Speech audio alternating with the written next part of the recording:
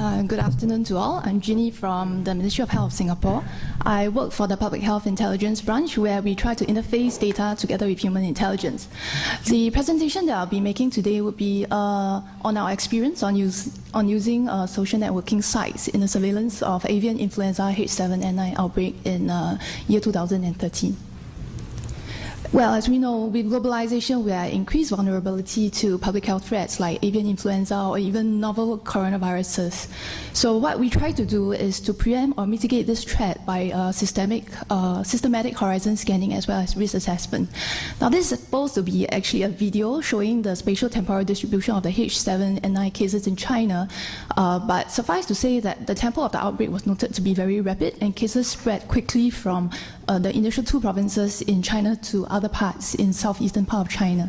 The social networking site that we used was Sina Weibo. This is a popular microblogging service that has over 500 million users and has about 90% of the market share in China. And as you can see, in April this year, we saw a huge surge in the number of posts on H7N9 cases, especially in the early parts where the number of posts exceeded 800,000. And this shows the top 10 contributors of Weibo that provided the most rapid information on the cases. And the majority of them are actually local press agencies, and Weibo actually provided a useful platform to aggregate these sources for easy access. And we noted from Weibo that rumors of cases had actually started to be reported even before official confirmation. An example was in Shanghai, the Health Bureau had actually released information on a cluster of 3 severe pneumonia of unknown etiology. And this shows the lead and lag time from reports of Weibo as well as AFP compared to official reporting. And we note that Weibo was on average half an hour earlier than the official reporting, and AFP was 8 hours later. And when we impose WHO notifications data on, we see that WHO notification usually lag by more than 2 days. And this is most likely due to the need to verify information with China before official release. We also note that Weibo enhanced the transparency of reporting. This example actually shows information of a case that was leaked on Weibo. Half an hour later, the hospital actually confirmed the case, and hours later, the case was reported by the Chinese authorities.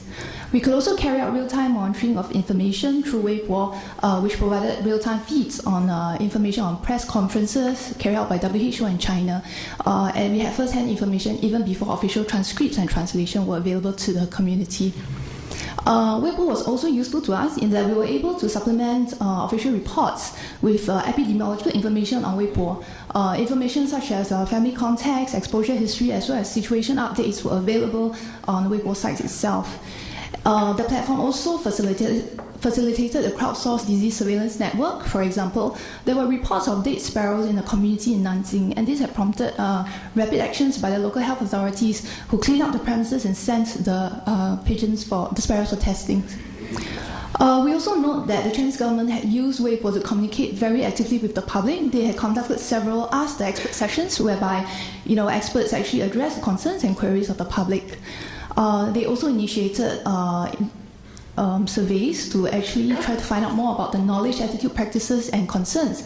In this survey, 93.4% of the participants actually expressed satisfaction of the level of transparency through the use of Weibo account by the government. There was also use of this platform to try to find out more about potential interventions. For example, the Shanghai Health Bureau had held a poll to find out more about public sentiments on the proposed permanent closure of live poultry markets. Well, in Singapore, we did try to analyze local sentiments to this outbreak as well, and we found that there was a spike in negative as well as positive tweets on H7N9 with the reports of the first imported case to Taiwan. So key challenges would be knowing the right social media source to use, and in addition to that, we know that there's huge volumes of information that require analysis, the need to verify the information, as well as a language barrier, because Weibo is mainly in Chinese medium.